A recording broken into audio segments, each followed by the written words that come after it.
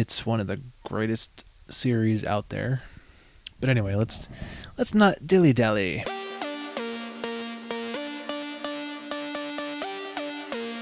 Welcome back to the Junior Mints podcast. My name is Finn Lawler. This is episode 79. Wow. And we are going to talk about Star Wars.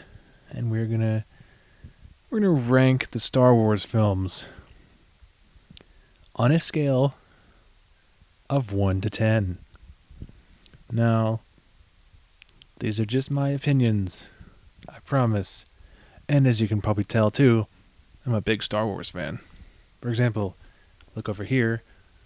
You can see like the bottom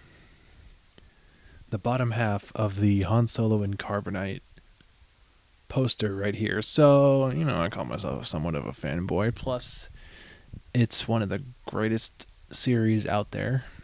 But anyway, let's not dilly-dally. Let's begin. So we're going to start with probably what is the worst Star Wars film ever. That's right. If you guessed Phantom Menace, you would be correct. Phantom Menace. Literally just an hour and a half of people standing and talking, and then 15 minutes of actual fighting. Coming in with a score of 3 out of 10. The only part that made it cool was Darth Maul.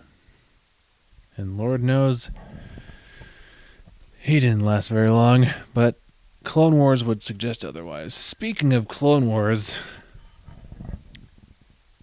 Attack of the Clones. While it was a nice segue into the Clone Wars, it wasn't, the best.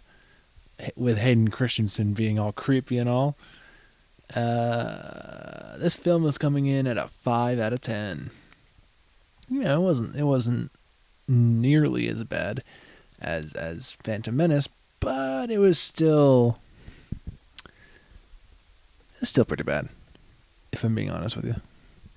It just, no. Which brings me to the third prequel, which is arguably the best Star Wars film I think ever created. And if you can guess what I'm about to say, you're right. It's Revenge of the Sith. 10 out of 10. I don't even need to say any more because you guys already know that I love this movie. Favorite Star Wars movie of all time. I don't care what you say. Which brings me to A New Hope. This movie, for what it was, being the first actual Star Wars movie made, set up a nice storyline and stuff like that. Although, one thing I will say is when that one scene when Luke and Old Ben are in Tatooine and Luke mentions the Clone Wars, the George Lucas was just like, guys, did we mean to say that in the film? No, but we'll make another series anyway. But so A New Hope comes in at 8 out of 10. Empire Strikes Back. Now, a lot of people would say that this movie is the best Star Wars movie. I disagree. Revenge of the Sith is the best. Empire, though, comes in at number 2, mainly due to the fact that Darth Vader is revealed as Luke's father, which is fantastic. Episode 6, Return of the Jedi. Whoops. Episode 6, Return of the Jedi. Actually, I forgot to rate Empire. Empire Strikes Back, 9.2 out of 10. Return of the Jedi, 10 out of 10. And we're just gonna keep going here. Return of the Jedi was great because I loved the scenes where Anakin just redeemed himself and brought himself back to the light side. That was fantastic. To 10 out of 10. dipping into something that's not so like, excuse me. The Force Awakens. I kind of see what they were doing, but it wasn't my favorite. I remember when The Force Awakens came out, I was a junior in high school, I'm pretty sure. Spoiler alert, by the way, they killed Han Solo. How the hell do you do that? No. You ain't killing Han Solo, dude. And then, so Force Awakens, 6 out of 10. Okay, whatever. Last Jedi, though, 7 out of 10. Only reason why it's not higher is because they killed Luke Skywalker. Are you kidding me? Mark Hamill? What? Why are you killing him off? What the... Come on. 7 out of 10. Rise of Skywalker. Same thing. 7 out of 10. Only thing is they made Reylo canon. I'm going to ask you, why did you do that? The kiss was terrible. No. Only reason why it's not an 8 out of 10 is because you made Reylo canon, dude. It was cool bringing Palpatine back. That was awesome. That was cool. But making Reylo canon, what are you doing? 7 out of 10. Solo, a Star Wars story. 6.5 out of 10. Only reason why it has that many points is because Darth freaking Maul is in it. Darth Maul is probably the best Sith Lord. Changed my mind.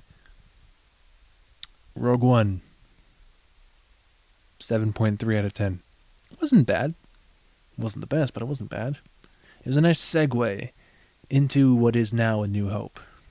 It's great. I think it's fantastic.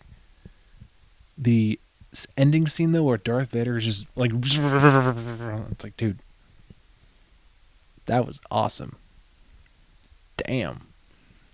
And the last thing I'm going to rate on this list... Actually, before I get to that... The Book of Boba Fett came out, actually. It came out, by the time I'm recording this, like, a few weeks ago.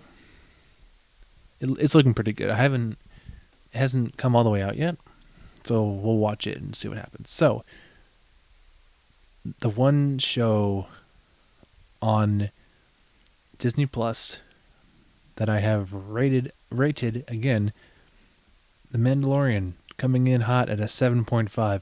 The first season was, it's pretty okay. And then end of season 1, when Moff Gideon slices through with a darksaber, everyone basically shat their pants. It was great. 7.5 out of 10. Also, at the end of season 2, when Bo-Katan was introduced, and when we see Luke Skywalker just rescuing the dude, wow. 7.5. Anyway, those were my picks for how the Star Wars films have been ranked. If you guys agree, drop a like. If you guys don't agree, drop a like anyway, because why not? Thank you guys so much for watching episode 79 of the Juniorman's Podcast. I have been your host, Finn Lawler. Yeah. Thank you guys for watching and listening. And we will see you guys next time. Peace.